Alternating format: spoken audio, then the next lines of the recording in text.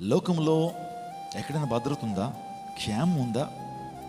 ఇంటి నుంచి బయటకు వెళ్తున్నటువంటి వారు మరలా ఇంటికి తిరిగి వస్తారని గ్యారంటీ ఉందా? పోనీ విమాన ప్రయాణాలు చేస్తున్నటువంటి వారికి ఏమైనా గ్యారంటీ ఉందా?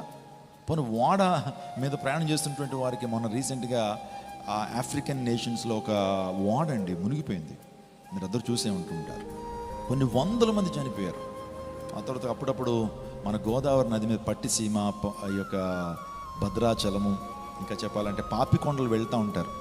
సో లాస్ట్ ఇయర్ అనుకుంటా ఒక ఓడ లేకపోతే ఒక స్టీమర్ ఆ నీటిలో మునిగిపోయింది. వారందరూ కూడా చాలా ఎంజాయ్ చేద్దాం.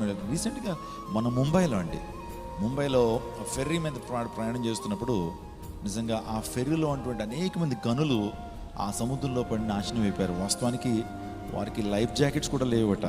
అంటే అంత ధీమాతో వారు ఉన్నారు. ఎందుకు ఈ మాట చెప్తున్నానంటే, లోకంలో ఎక్కడ భద్రత లేదు, కాపుదల లేదు, కానీ ప్రభు దగ్గర భద్రత ఉంది. ప్రభు వేటకాని ఊరిలో నుండి మనల్ని ఏం చేసేటువంటి వాడు, నీ మీద ఎటువంటి అపాయం వస్తుందో, నీ మీద ఎటువంటి సాతాను దురుద్దేశాలు కలిగి నీకు అపాయం కలుగు చేయడానికి ప్రయత్నం చేస్తున్నటువంటి తరుణంలో దేవాదేవుడు ఆయన కాపుదల భద్రత దేవుడికి ఇస్తాడు. ప్రైజ్ గాడ్, హల్లెలూయా.